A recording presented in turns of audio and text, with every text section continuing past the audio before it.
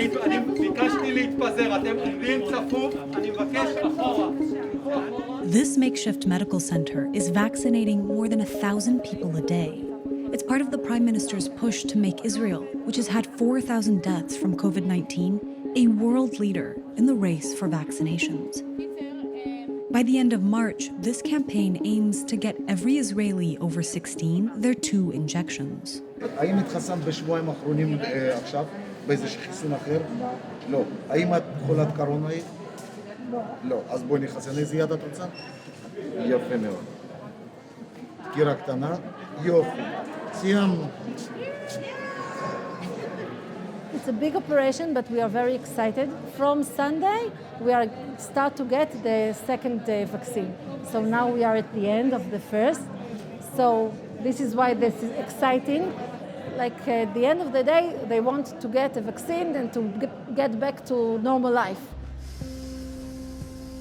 At the center of the vaccination campaign is Prime Minister Benjamin Netanyahu, who's personally greeting shipments as they arrive.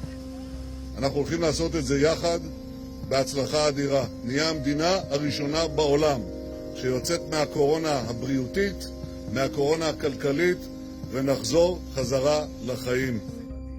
Netanyahu paid a premium price to secure regular plane loads of the Pfizer-BioNTech vaccine. He's also agreed to give data back to Pfizer on how the vaccines are working. And that might be because at the end of March, Israel will hold its 4th election in 3 years. A successful vaccination campaign will give him momentum, while also distracting from the corruption trial he's facing. Netanyahu's policy has been, first of all, at large, to be the corona czar. He is taking care of the pandemic. It's his operation, and it's his goal to take Israel and to lead Israel out of this crisis, bolsters Netanyahu's popularity in a time where he is suffering and he's under a lot of challenges. So I think that the vaccination operation and his policy, they kind of stop the drain of the mandates and the losing of support. And it gives him a basis to rebuild his campaign. But Israel's success story doesn't extend to the West Bank or Gaza, the Palestinian territories it controls. Hospitals are overloaded, but the Israeli government's vaccines aren't being distributed to the 5 million people who live here. Israel says the Palestinian Authority, which governs the Palestinian territories, is responsible for the health care of its people, under a peace deal drawn up nearly 30 years ago. But that peace deal was never fully implemented, and though their government hasn't asked for it, many Palestinians say Israel should help. There is responsibility, international responsibility for Israel, because Israel is the occupying power. So Israel has a responsibility concerning the Palestinian population in the occupied Palestinian territories. But until this moment, we didn't receive anything from Israel regarding the vaccines. Some shipments of the vaccine did reach the West Bank, though, the shots going to Israeli settlers like David Hively. The Palestinians have their own government, which is the Palestinian Authority, who has responsibility for their well-being. If Israel decides to dissolve the Palestinian Authority and assume responsibility, then of course Israel should give vaccinations to all of the residents. The Palestinian Authority has ordered the Russian Sputnik V vaccine, but so far only a small amount has arrived. And it's unclear when there will be enough to go around. Arif Shafiq Najjar also lives in the hills of the West Bank and says the reluctance of Israel to share the vaccine with Palestinians is another chapter in decades of unequal treatment. احنا دائما مدام الشعب الفلسطيني هون في الضفه الغربيه احنا نكون محتلين من قبل الحكم العسكري. احنا ما بيعاملونا معامله زي ما بيعاملوا المستوطنين تبع هون موجودين عندنا. احنا يعني زي ناس زي عبيد بعتبرنا هنا.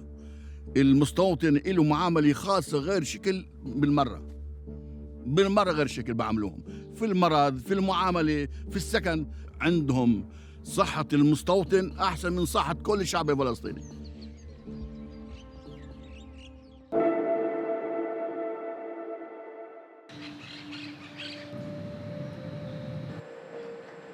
I think Israel recognized the importance of the vaccine as a tool to control the pandemic, and I know that the government has made a lot of efforts to get more vaccines into Israel, and the primary healthcare system in Israel, which is very well developed, gathered together and operated this project. Maybe because of this high transmissibility of the new mutations, the new variants, we will need to get a higher percentage of the population, like 90%, in order to get herd immunity. This factory in the Israeli settlement of Ariel makes parts for Israeli military rockets, bombs, and warplanes. Of the 120 staff here, 90 are Palestinian. But so far, only the Israelis are getting vaccinations. وعدونا في أقرب وقت فلسطين إنهم يجيبوا المضاد وإن شاء الله خلال أسبوعين بغدا في للجميع مضاد ومنيح للجميع هذا لإلنا ولإلهم الجميع. The company has introduced technology to try and contain the virus and stop it from spreading among its workforce. بتساعدنا كل يوم الصبح نفحص حرارة إذا في مشكلة في حدا مع كورونا حدا مع شيء بنعرف جمعياتنا.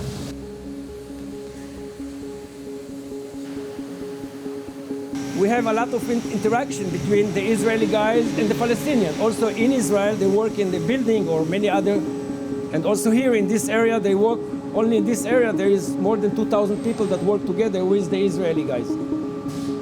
So it's double interest that we will give them the injection, that they will be without corona.